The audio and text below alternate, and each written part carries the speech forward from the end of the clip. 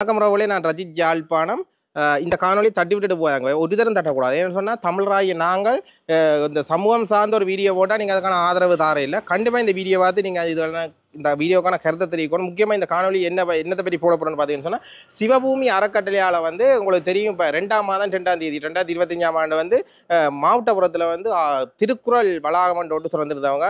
திருக்குறள் முழுக்கதை 1330 குறள்களையும் கருங்கல்லில் பொழிச்சு அந்த திருக்குறள் வளாகம் திறந்துருந்தது. அந்த திருக்குறள் வளாகத்தை திறந்து வச்சது யாருன்னு பார்த்தீங்கன்னு சொன்னால், இந்திய நாட்டு ஜனாதிபதி, இந்திய டெல்லியில் இருக்கிற ஜனாதிபதி தமிழர் ஒரு இந்த திருக்குறள் வளாகத்தை திறந்து வச்சிருந்தவர். முக்கியமாக இந்த எங்களோட சிவபூமி அறக்கட்டளைன்ற 25ஆவது ஆண்டு நிறைவை முன்னிட்டு தான் இந்த திருக்குறள் வளாகம் திறந்தது. அந்த நீதிபதி ஒரு உரையாற்றி இருந்தவர். அந்த உரையை தான் நீங்கள் இதில் கேட்க போகிறீங்க. உண்மையிலேயே அந்த உரை கேட்டு நான் புல்லரிச்சு போனேன். அப்படியான ஒரு உரை. இந்த உரை பற்றிய உங்களுடைய கருத்துக்களை நீங்கள் மறக்காமல் எனக்கு கமெண்ட்டில் தெரியுங்க. இந்த காணொலி ஒரு தரம் தட்டிட்டு போவாங்க. தமிழனாகி ஒவ்வொரு தரம் இந்த காணொலி பார்க்கணும். ஏன்னு சொன்னால் அவர் எப்படி என்னத்தை பற்றி பேசியிருக்கா, எப்படி பேசியிருக்கிறாருன்றதை பார்க்கணும். முக்கியமாக பார்த்தீங்கன்னா, இந்த சிவபூமி அறக்கட்டளை ஆரம்பித்து 25 வருடம். இந்த 25 வருடத்தில் அவையில் மக்களுக்கு ஆற்றிய தொண்டு இந்த புத்தகத்தில் இருக்குது. இந்த புத்தகத்தை பார்த்து நீங்கள் சிவபூமி அறக்கட்டளை பற்றி தெரிஞ்சு கொள்ளணும்னு சொன்னால், இந்த புத்தகம் உங்களுக்கு தேவை, படித்து பார்க்கணும்னு சொன்னால் நான் உங்களுக்கு தாரேன். படித்து பார்த்துட்டு எனக்கு தருவோம். ஓகே, இந்த காணொலி மறக்காமல் லைக் ஷேர் சப்ஸ்கிரைப் பண்ணுங்கள். வாங்க காணொலிக்குள்ளே போகலாம்.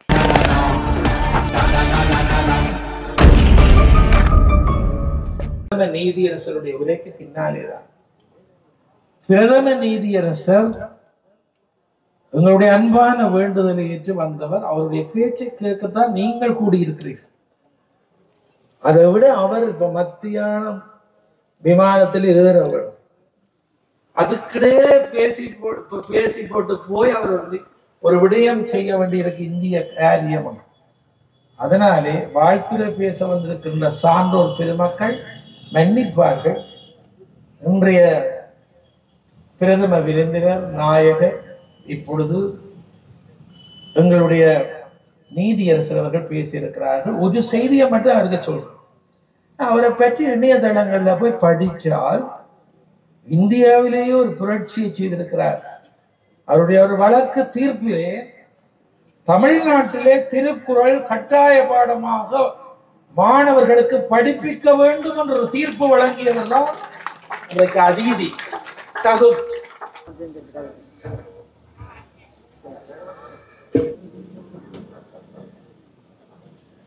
25 ஆண்டுகளை தொட்டு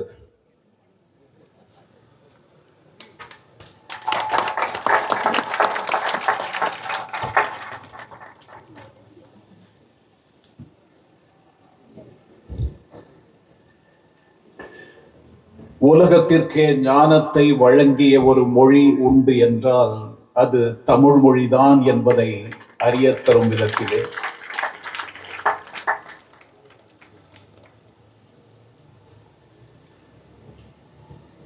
காத்தும் படைத்தும் கறந்தும் விளையாடி என்று மணிவாசக பெருந்தகை எப்படி இறைவனை அடையாளப்படுத்தினாரோ, மொழி என்கிற ஒரு அற்புதத்தின் மூலமும் இறைவனை அடையலாம் என்ற கருத்தை நிலைநிறுத்தும் விதத்திலே 25 ஆண்டுகளை தொட்டு நிற்கக்கூடிய இந்த சிவபூமி அறக்கட்டளை யாழ் மண்ணிலே ஒரு வரலாற்றை பதிப்பிக்கும் விதத்திலே திருக்குறளுக்காக ஒரு அற்புதமான அரங்கை நிர்ணயித்து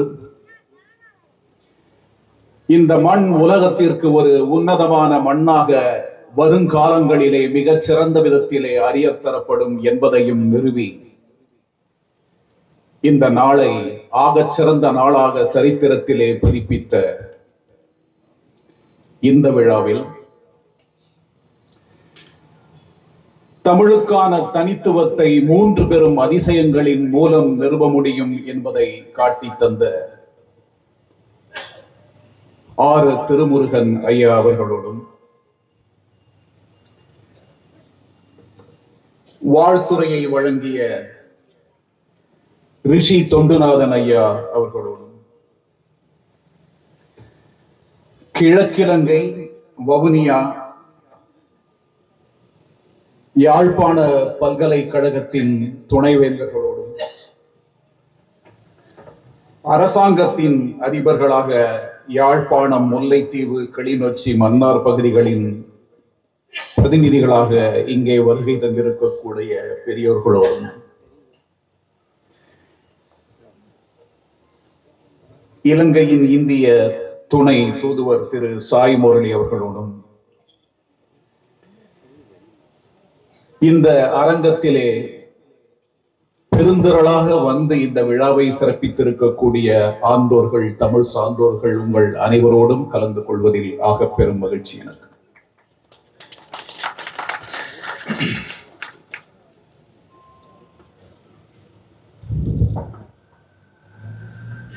ஆகச் சிறந்த விழாக்கள் என்று சிலவற்றை அடையாளப்படுத்தலாம்.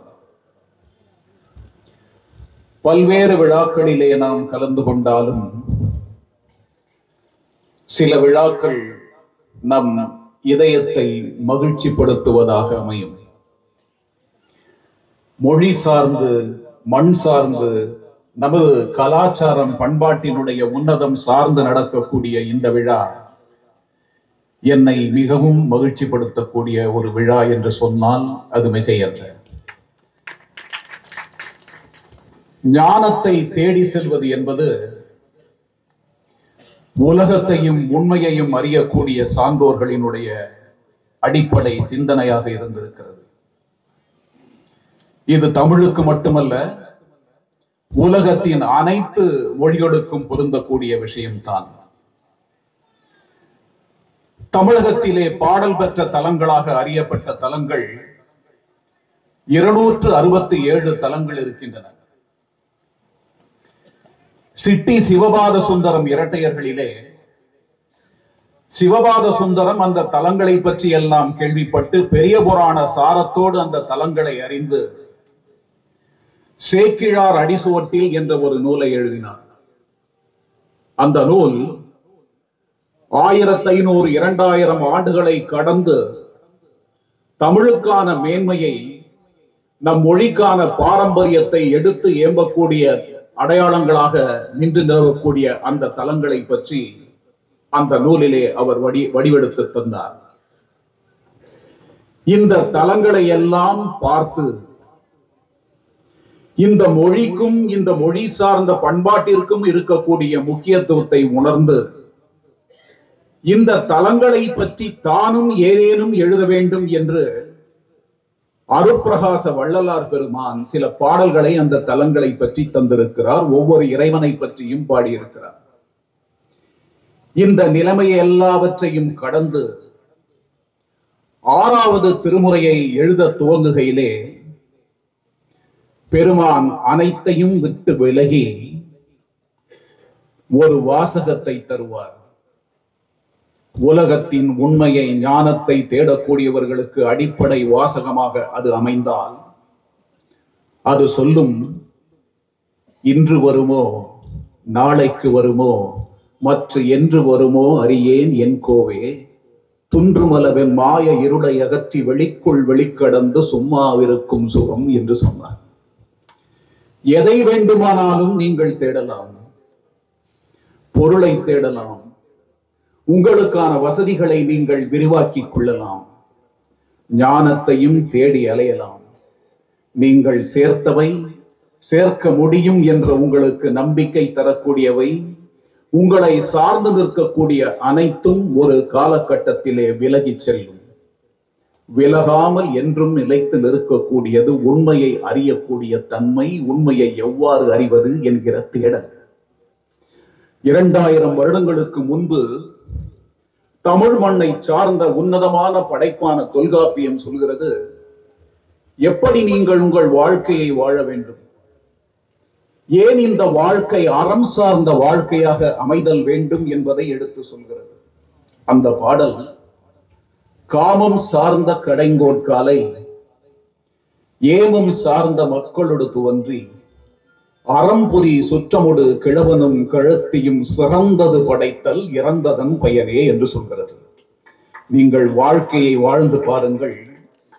இல்வாழ்வான் என்பான் இயல்புடையமோவர்க்கு நல்லாற்றி நிற்ற துணை என்று வள்ளுவர் பெருந்தகை சொன்னால், காமம் சார்ந்த கடைங்கோட்காலை ஏமம் சார்ந்த மக்களோடு துவன்றி அறம்புரி சுற்றமொடு கிழவனும் கிழத்தியும் சிறந்தது பயிற்றல் இறந்ததன் பயனே. இப்படி வாழ்ந்து பாருங்கள், நீங்கள் வாழ்ந்ததின் அர்த்தமும் விளைவும் புரியும் என்பதை பதிவு செய்தது தொல்காப்பியம். தொல்காப்பியத்தை ஒட்டி பல நூல்கள் எழுந்தன. அறம், பொருள், இன்பம் என்ற மூன்றை தேடக்கூடியதுதான் வாழ்வின் சித்தாந்தம் என்று அந்த நூல்களெல்லாம் பதிவு செய்ய முயற்சி செய்தாலும், அறத்தோடு பொருள் ஈட்டி பாருங்கள், ஈட்டினால் விளைவது இன்பம், அந்த இன்பம் உங்களுக்கு வீடு பேற்றை தரும் என்று அறுதியிட்டு சொன்ன நூல் உலகத்தில் ஒன்றென்றால் அது திருக்குறள். அறத்தோடு பொருள் ஈட்டி பாருங்கள், ஈட்டினால் கிட்டுவது இன்பம், இன்பத்தின் உச்சம் வீடு பேறு என்பதை பதிவு செய்த ஒப்பற்ற நூலான திருக்குறள், அந்த திருக்குறளுக்கான ஒரு அற்புதமான வளாகத்தை அமைத்து, அந்த வளாகம் தமிழகத்தினுடைய, தமிழ் மொழியினுடைய, இலங்கையின் தமிழ் மீதான சிறப்பு அனைத்தையுமே உலக வரலாற்றிலே இடம்பெற செய்யத்தக்க ஒரு விதமாக இன்று மாறி நிற்கிறது என்று சொன்னால், இந்த மொழிக்கான பாரம்பரியம், இந்த மொழியின் உன்னதம் உலகத்திற்கே ஞானத்தை வாரி வழங்குகிறது என்ற காரணத்தினால் 3000-4000 ஆண்டுகளுக்கு முன்பே தமிழ் மொழி சார்ந்த சிந்தனையின் வீச்சு பரவி இருக்கிறது. இன்றைக்கு கிடைக்கக்கூடிய வரலாற்று சான்றுகள், அகழ்வாராய்ச்சியிலே கிடைத்திருக்கக்கூடிய பல்வேறு சான்றுகளை எடுத்து பார்த்தால் நமக்கான பாரம்பரியம் எத்தன்மை வாய்ந்தது என்பதை உங்களால் உணர்ந்து கொள்ள முடியும். இந்த பாரம்பரியத்தை தொட்டுதான் எப்படிப்பட்ட வாழ்க்கையை தமிழர்கள் இந்த உலகத்திலே வாழ்ந்திருக்கிறார்கள் என்பனவற்றை திருக்குறள் மட்டுமல்ல, சங்க இலக்கிய சார்களோடு சேர்ந்து நீங்கள் அதனை ருசித்து பார்த்தால் உன்னதமான இனம் இந்த தமிழ் இனம் என்பதை நீங்கள் தெளிவாக புரிந்து கொள்ளலாம். கம்பன் ஒரு பாடலிலே சொல்வான், வாழ்க்கையை எடுத்து செல்லக்கூடிய விதம் மனிதர்களுக்கு எப்படி வேண்டுமானாலும் இருக்கும். காலத்தை கடந்து நிற்கக்கூடிய சிந்தனையை விதைக்க வேண்டியது காரணமாக நிற்கும். இந்த மண்ணை சார்ந்த மக்கள் பொருளீட்டும் நோக்கத்தோடு கடல் கடந்து செல்வார்கள்.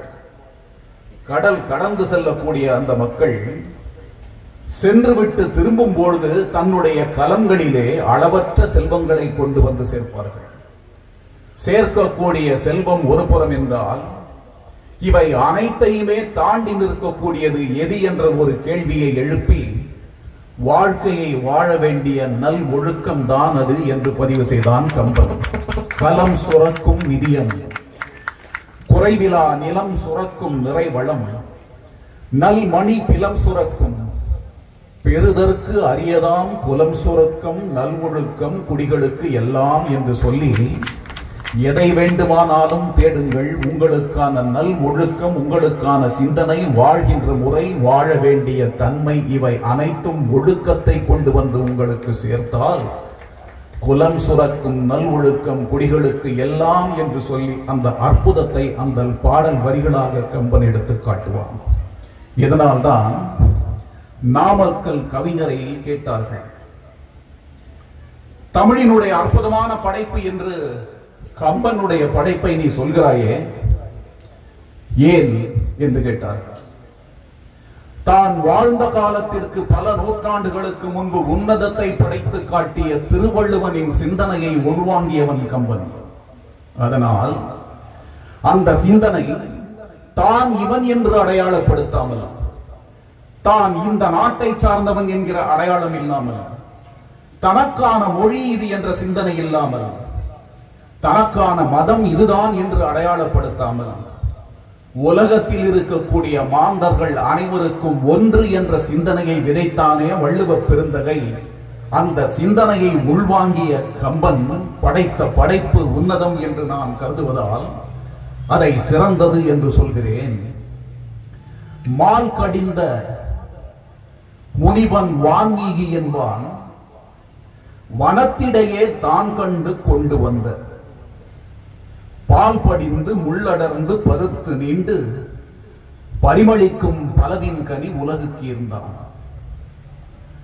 மேல் படிந்த பிசினகற்றி மெல்ல கீறி மெதுவாக சுளையெடுத்து தேனும் வார்த்து நூல் படிந்த மனத்தவருக்கு விருந்து வைத்தான் கம்பன் என்ற தமிழ் தாயார் நோற்றமைந்தன் என்று எழுதினார் நாமக்கல் கவிஞர். மால் கடிந்த முனிவன் வான்மீகி என்பான் வனத்திடையே தான் கண்டு கொண்டு வந்த பால் படர்ந்து முள்ளடர்ந்து பதுத்து நீண்டு பரிமளிக்கும் பலவின்கனி உலகுக்கு இருந்தான். மேல் படிந்த பிசினகற்றி மெல்ல கீறி மெதுவாக சுளை எடுத்து தேனும் வார்த்து நூல் படிந்த மனத்தவருக்கு விருந்து வைத்தான் கம்பன் என்ற தமிழ் தாயார் நோற்ற மைந்தன் என்று சொல்லி தமிழ் மொழியின் சிறப்பை மட்டுமல்ல அவன் யாக்கு தந்த படைப்பின் உன்னதத்தை வடித்து காட்டினார் நாமக்கல் கவிஞர். வள்ளுவனை பற்றி பேசுகையிலே இங்கு கம்பனுடைய பொருள் எதனால் என்றால் அந்த நாமக்கல் கவிஞரை மற்றொரு கேள்வி கேட்டார்கள். ஏன் வள்ளுவன் வள்ளுவன் என்று உலகம் கொண்டாடுகிறது, வள்ளுவனின் சிறப்பு அதை காட்டிலும் எதுவாக இருக்க முடியும் என்று கேட்டார்கள். வள்ளுவனை அறிய தந்த படைப்புகள் பல்லாயிரம், 133 அதிகாரங்களிலே அவன் படைத்து காட்டிய உலகம் இருக்கிறதே, அந்த உலகத்தை பற்றி பேசி பேசி சிந்தித்து பார்த்த படைப்புகள், கட்டுரைகள், பேச்சுக்கள் பல 100 ஆயிரம். ஒரு பாடலிலே நாமக்கல் கவிஞர் வள்ளுவத்தை உயர்த்தி பிடித்தார். ஒரே பாடலிலே நாமக்கல் கவிஞர் வள்ளுவத்தை உயர்த்தி பிடித்தார். ஏன் இது? வாழ்க்கையின் உண்மையை தேடுகிறீர்களே, ஞானத்தை அடைந்து விட்டீர்களே, இதுதான் வாழ்க்கை என்கிற சித்தாந்தத்தை தேடி தேடி காலகாலமாக முனி புங்கவர்களும் ஞானிகளும் சித்த புருடர்களும் தேடி அலைகிறார்களே, வாழ்க்கையின் உட்பொருள் உண்மை என்ன என்று எவராலும் கண்டுபிடிக்க முடிகிறதா? முடியாது என்ற கேள்விக்கு இல்லை என்ற பதிலை தந்து அது முடியும் என்பதை காட்டுவதற்கு நான் ஒரு அடையாளத்தை தருகிறேன் என்றார் நாமக்கல் கவிஞர். காடு சென்று குகையடைந்து கண்ணை மூடி எண்ணியும், காடு சென்று குகையடைந்து கண்ணை மூடி எண்ணியும், காவி கட்டி ஓடெடுத்து கஷ்ட வாழ்க்கை பண்ணியும். காட்டிற்கு செல்லலாம், குகைகளிலே அமர்ந்து எண்ணி எண்ணி பல வருடங்களை கழித்து உண்மையின் உட்பொருள் எது என்று தேடி அலையலாம், உண்மையின் உட்பொருள் கிடைக்காது. காவி கட்டி ஓடெடுத்து கஷ்ட வாழ்க்கை பண்ணி, நான் துறவை அடைந்து விட்டேன், காவி கட்டி விட்டேன், ஓடெடுத்து தெருவெங்கும் சென்று உணவை ஈட்டி என்னுடைய தன்மையை, தன்னை பற்றிய சிந்தனையை ஒழித்து பார்த்தாலும் உண்மையின் உட்பொருள் எது என்பது எளிதாக கிட்டாது. காடு சென்று குகையடைந்து கண்ணை மூடி எண்ணியும், காவி கட்டி ஓடெடுத்து கஷ்ட வாழ்க்கை பண்ணி. அதோடு விட்டார் இல்லை, தாடி வைத்து மொட்டை தட்டி தவசி என்ற பெயருடன் தரணி எங்கும் சுற்றி வந்து தர்மபோதம் பண்ணி. ஞானத்தை அடைந்து விட்டேன், இந்த ஞானத்தை என்னுடைய அனுபவத்தின் வாயிலாக அடைந்து விட்டேன். தாடி வைத்து மொட்டை தட்டி தவசி என்ற பெயருடன் தரணி எங்கும் ஊர்கள் சுற்றி தர்மபோதம் பண்ணியும் உண்மையின் உட்பொருள் கிடைக்காது. கூடு விட்டு கூடுபாயும் வித்தை கற்க கோரியும். ஞானிகள் இருக்கிறார்கள், அவர்கள் காலத்திற்கு பின்னால் அவர்களின் உடலிலே நுழையக்கூடிய கூடு விட்டு கூடுபாயும் வித்தையை கற்றுக்கொண்டாலும் உண்மையின் உட்பொருளை அறிய முடியாது. கூடு விட்டு கூடுபாயும் வித்தை கற்க கோரியும், கோடி காலம் வாழ எண்ணி காய கற்பம் தேடியும். மருத்துவத்தின் உன்னதத்தை அறிந்து காயகற்ப மூலிகளை அறிந்து அவற்றை உண்டு கோடான கோடி ஆண்டுகள் வாழ்ந்து பார்த்தாலும் உண்மையின் உட்பொருள் கிடைக்காது. கூடு விட்டு கூடுபாயும் வித்தை கற்க கோடியும் கிடைக்காது. தேடுகின்ற உண்மையாவும் ஓடி வந்து சேருமே.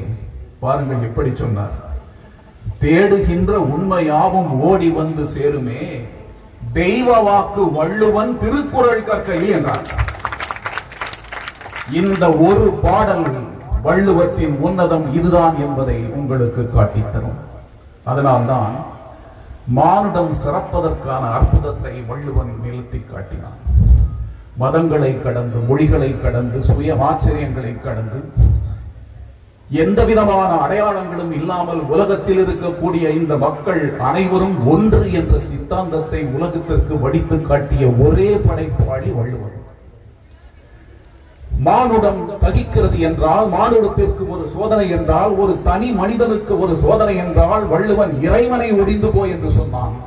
இறந்தும் உயிர் வாழ்தல் வேண்டின் பறந்து கிடுக உலகேற்றியான் என்று சொன்னான்.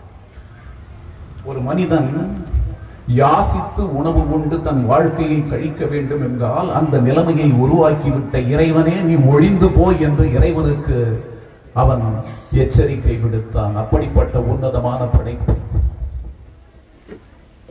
வறுமையை ஒழிக்க வேண்டும், உங்கள் வாழ்க்கையில் நீங்கள் சிறக்க வேண்டும், உண்மையை அறிதல் வேண்டும், அன்பு செலுத்துதல் வேண்டும், அனைவரையும் ஒன்றாக நேசிக்க வேண்டும் என்கிற தத்துவங்களை உள்ளடக்கிய இந்த அற்புதமான படைப்பு தமிழகத்தின் அனைத்து படைப்புகளிலும் தவழ்ந்து கொண்டிருக்கிறது.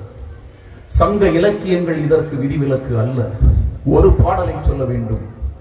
எத்தனையோ துன்பங்களையும் துயரங்களையும் தாங்கி வாழ்க்கையை கழித்துக் கொண்டிருக்கக்கூடிய மானுட சமுதாயம் இந்த மண்ணிலே அனைத்தையும் கடந்து நின்று தங்களுக்கான அடையாளத்தையும் தங்களுக்கான சிறப்பையும் இன்றும் நிலைநிறுத்துகிறார்கள் என்று சொன்னால் அது வள்ளுவன் தந்த வாக்கு, அந்த அருள்.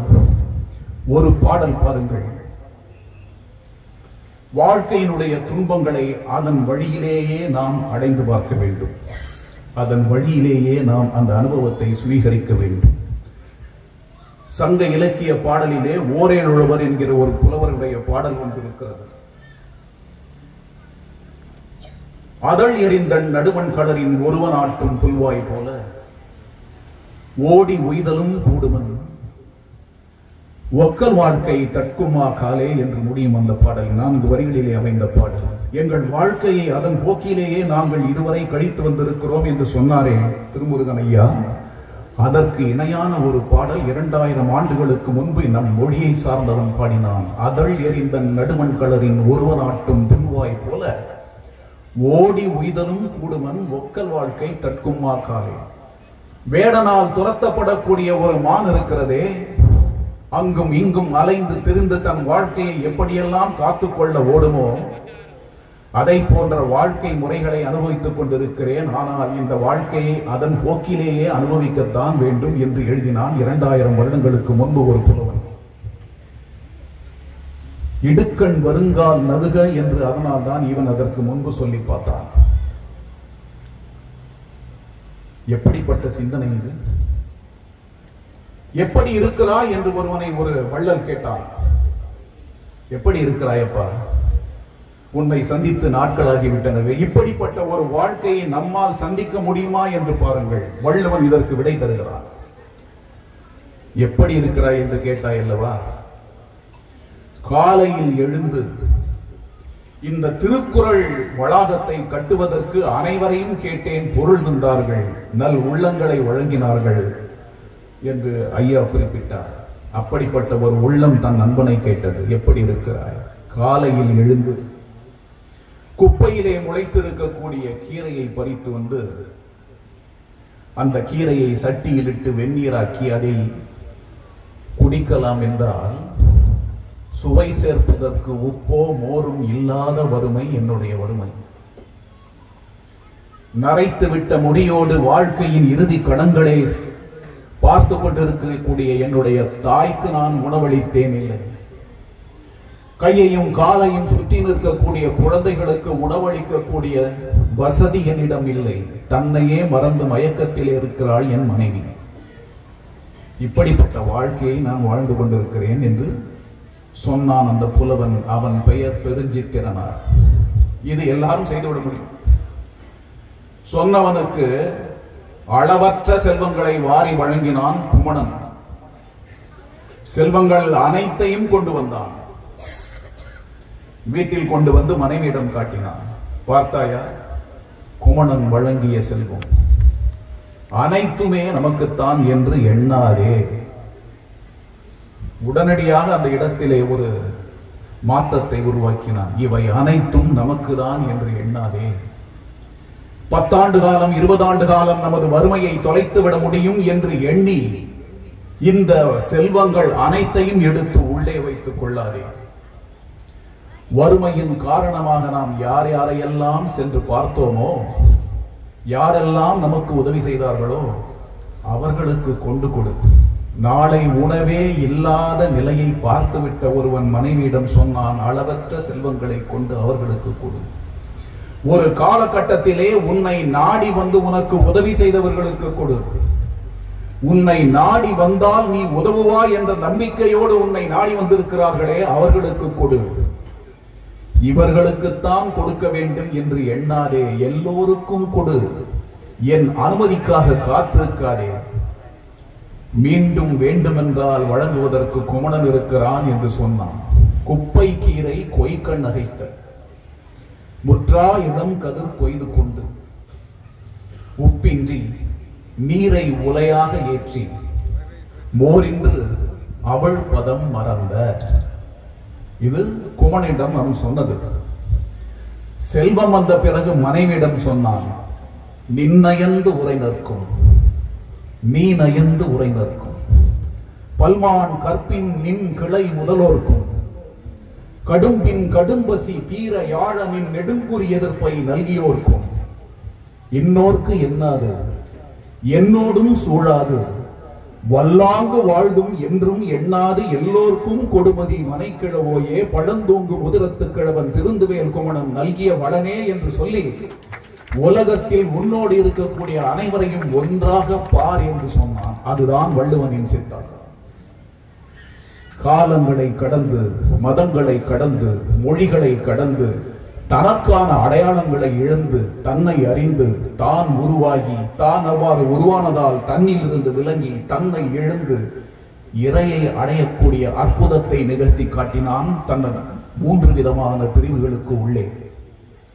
வள்ளுவ பெருந்தகையின் அந்த படைப்பு சிறு பிராயத்திலே இருப்பவர்களில் இருந்து துவங்கி இளமையை தொட்டுவிட்டவர்களை, பெண்களை, வயோதிகர்களை அனைவருக்குமே இதுதான் வாழ்க்கை என்று அடையாளப்படுத்தி காட்டி, இந்த வாழ்க்கையை இவ்வாறு வாழ்ந்தால் இந்த பிறவி எடுத்ததன் நோக்கம் என்ன, பிறவி பெருங்கடல் நீந்துவர் நீந்தார் இறைவனடி சேராதார் என்று சொல்லி பார்க்க முடிந்தது என்று அந்த மேதையால் என்று சொன்னால், இளைஞர்களை வழிபடுத்துங்கள், இந்த சமுதாயத்தை வழிபடுத்துங்கள், உங்களுக்கான மக்களை வழிபடுத்துங்கள் என்பதை அவன் காட்டி தந்தான்.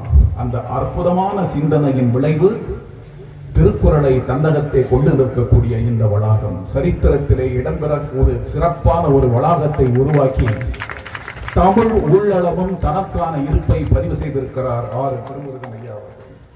இது உன்னதத்தை வடிவெடுத்து காட்டியிருக்கிறது. அவருடைய பேச்சிலே பல்வேறு விதமான விமர்சனங்கள் அது என்று பலவற்றை அவர் சொன்னார். அவற்றை தள்ளிவிட்டு செல்லுங்கள், முன்னோக்கி செல்லுங்கள். அதற்கும் ஒரு சங்க பாடல் ஒன்று இருக்கிறது. நரிவெரு தலையார் என்கிற ஒருவர் பலவிதமான படைப்புகளை தந்தவர். அதை ஒட்டி பல படைப்புகள் வந்தன.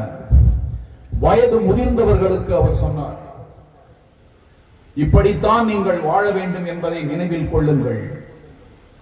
நினைத்தது அனைத்தையும் செயல்படுத்தக்கூடிய வாழ்க்கை வாழ்க்கை அல்ல. பல்சாந்தீரே பல்சாந்தீரே கயல் முள் அந்த நரை முதிர் திரை கவிழ் பயனில் மூப்பின் பல்சாந்தீரே கணிச்சி கூர்ம்படை கடுந்திரள் ஒருவன் பிணிக்கும் காலை வருந்துவீர் மாதோ நல்லது செய்தல் ஆற்றீராயினும் அல்லது செய்தல் ஓங்குமின் அதுவே எல்லோரும் ஓப்பது அன்றியும் நல்லாற்றுப்படும் நெறியுமாறு அதுவே என்று சொன்னான்.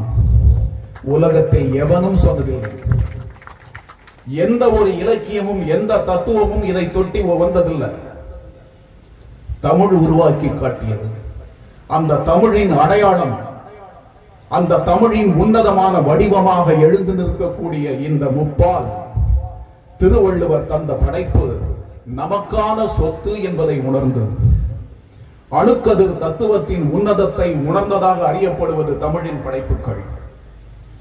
குனித்த புருவமும் கொவ்வை சுவாயின் குமிழ்சிருப்பும் பனித்த சடையும் பவளம் போல் மேனியில் பால் வெந்நீரும் இனித்தமுடைய எடுத்த ஒரு பாதமும் காணப்பெற்றால் மனித பிறவியும் வேண்டுவதே இந்த மாநிலத்தே என்று நீங்கள் அறிந்த பாடல் இருக்கிறது என்றால், அந்த பாடலுக்கு முன்பு இதே சிவனை நாட்டியத்தானை எடுத்து காட்டக்கூடிய மற்றொரு பாடல் இருக்கிறது. அணுக்கதிர் தத்துவத்தின் உன்னதத்தை உணர்ந்துவிட்ட படைப்பு. ஒரு கால் ஊன்றி ஒரு கால் ஏற்றி ஒரு கை அமைத்து மறு கை மறித்து இருக்கையில் ஆக்கமும் இறுதியும் சேர்த்து ஆறு ஊறு ஆக்கும் அம்மை கூத்து ஆட்ட பெருவழி நடிக்கும் பெருமான் என்று நடராஜ பெருமானை அந்த பாடல் எடுத்து காட்டுகிறது. அந்த பாடலின் அடிநாதம் உள்ளெழுந்து நிற்கக்கூடிய பொருள் அணுக்கதிர் தத்துவத்தின் மறு உருவமாக இருக்கக்கூடியவன் இறைவன் என்கிற பொருள். அதனால்தான் நம் தமிழுக்கான மூதாட்டி சொன்னாள், அடுவை துளைத்து ஏழு கடலை புகட்டி குறுக தரித்த குரல் என்று சொன்னார். அணுக்கதிர் தத்துவத்தின் உன்னதத்தை உணர்ந்துவிட்ட படைப்பினுடைய உச்சம் திருக்குறள் என்று சொன்னால், அந்த படைப்பை உள்வாங்கி தமிழின் உன்னதத்தை உணர்ந்துவிட்ட ஒரு திருமகன் இந்த மண்ணிற்கான உன்னதத்தை உலகத்திலே பதிவு செய்திருக்கிறார். திருக்குறள் வளாகமாக அது மாறியிருக்கிறது. திருமந்திரத்தின் உன்னதத்தை உணர்ந்து என்னை நன்றாக இறைவன் படைத்தனன், தன்னை நன்றாக தமிழ் செய்யுமாறே என்று அவன் சொன்னான் என்றால் எப்படி சொல்லியிருப்பான்? இப்படிப்பட்டவர்களைத்தான் இறைவன் நாடி வருவான். நாடி வந்து அவர்களுக்கு சொல்வான். என்ன சொல்வான்? இதை நீ செய். செய்வதற்கான வழிமுறைகளை பற்றி சிந்திக்காதே. ஏனென்றால் அடியார் அடியார் அடியார்க்கு அடிமைக்கு அடியனாய் நல்கிட்டு அடிமையும் பூண்டேன். அடியான் அருளால் அவன் அடி தேட அடியார் இவன் என அடிமை கொண்டானே என்று தேடி செல்ல வேண்டிய அவசியமில்லை. நாடி வந்து நிற்பான். எவன் இறைவன் என்ற கேள்வியோடு இறைவனை அனுதினமும் சிந்தித்து பல பிரயாணங்களை செய்த ஒருவன் அடுத்த வேளை அருந்துவதற்கு தண்ணீரே இல்லை என்ற ஒரு நிலையில் தன் கையிலே ஒரு சிறு கோப்பையிலே குடிப்பதற்கு 2 மிடறு தண்ணீரோடு இறைவனை நோக்கி பயணித்துக் கொண்டிருக்கிறான். வழியிலே ஒரு மூதாட்டி, ஒரு மிடறு தண்ணீர் அவளுக்கு கிடைக்கும் என்றால் அவள் உயிர் நிலைக்கும் என்ற நிலைமையிலே இருந்த ஒரு மூதாட்டியை காண்கிறான். அந்த மூதாட்டியை கையிலே தாங்கி அவள் வாயிலே இருந்த நீரை புகட்டி அவளுக்கு உயிருக்கான உத்தரவாதத்தை அவன் அந்த இடத்திலே அளித்த அந்த கணத்திலே அந்த மூதாட்டி அவனை உற்று நோக்கி பார்ப்பாள். பார்த்து, அப்பா நீ நன்றாக இரு என்று ஒரு ஆசீர்வாதத்தை வழங்குவாள். இவன் ஓய்வாக ஒரு இடத்திலே அமர்ந்திருக்கும் பொழுது அவன் எதிரிலே இறைவன் வருவான். இறைவனிடம் இவன் கேட்ட கேள்வி, பல்லாண்டுகளாக அலைந்து திரிந்து எங்கும் காண கிடைக்காத நீ தேடி கண்டு கொண்டேன், தேடி தேடமா தேவனை என்னுள்ளே தேடி கண்டு கொண்டேன் என்று ஒருவன் பின்னாளிலே பாடினான் அல்லவா? அதை போல என்னை நாடி இப்பொழுது வந்திருக்கிறாயே மனசோர்வான மனநிலையிலே என்று கேட்ட பொழுது இறைவன் சொன்னான், நீ அனுதினமும் என்னை நினைத்து நினைத்து நினைத்து உருகி எனக்காக காத்திருந்தாயே, அந்த கணங்கள் பெரிதல்ல. உயிருக்கு போராடக்கூடிய ஒரு பெண்ணிற்கு ஒரு சிறு வாய் நீரை அருந்தி அவளை காப்பாற்றினாய் அல்லவா? அந்த கணத்திலே அவள் கண்களிலே ஒரு ஒளி பொருந்திய காட்சியை நீ பார்க்க தவறிவிட்டாய். அந்த ஒளியில் நான் தான் உன்னிடம் இருந்தேன் என்று சொன்னான். எதை தேட வேண்டுமோ அதை நோக்கிய சிந்தனை நிலைத்து நிற்கும் என்றால் அது நம்மை தானாக வந்து அடையும். அணுக்கதிர் தத்துவத்தின் உன்னதத்தை உலகிற்கு காட்டிய திருக்குறள் மதமாச்சரியங்களும் மொழிகளையும் சிந்தனையையும் அற்று உலகத்திற்கே உன்னதமான ஒரு படைப்பாக எழுந்து நிற்கக்கூடிய ஒரு திருக்குறள். மனிதர்களினுடைய சமுதாயம் உயர்ந்து நிற்க வேண்டும், உலகத்தில் இருக்கக்கூடிய மக்கள் அனைவரும் ஒன்று என்று ஒரு கருத்தை பதிவு செய்த திருக்குறளை. அதனால்தான் கண்ணியனுக்கு தோன்றியது யாதும் ஊரே யாவரும் கேளீர் தீதும் நன்றும் பிறந்தர வாரா என்று சொல்லக்கூடிய அந்த ஸ்திரத்தன்மை அப்படிப்பட்ட திருக்குறளை. மாறி நிற்கக்கூடிய இந்த உலகம் தனக்கான வழியை நல்ல விதத்திலே அடைந்துவிட வேண்டும் என்கிற தத்துவ விசாரங்களை எல்லாம் ஒன்றாக்கி அற்புதமான படைப்பாக தந்த திருக்குறளை சிவபூமி அறக்கட்டளை இன்று உலகிற்கு தருகிறது. குறிப்பாக தமிழின் உன்னதத்தை கண்டுவிட்ட இந்த மண்ணிலே தருகிறது. அப்படிப்பட்ட ஒரு அற்புதமான முயற்சியில் ஈடுபட்ட திரு ஆறு திருமுருகன் ஐயா அவர்களுக்கும் அவரோடு இணைந்து இந்த பணியிலே தங்களுடைய சிந்தனையை செலுத்தக்கூடிய அனைத்து அன்பர்களுக்கும் இந்த மண்ணை சார்ந்த பெரியோர்கள் அனைவருக்கும் என் வணக்கங்களை உறுத்தாக்கி இந்த வாய்ப்பிற்கு நன்றி கூறுகிறேன். வணக்கம்.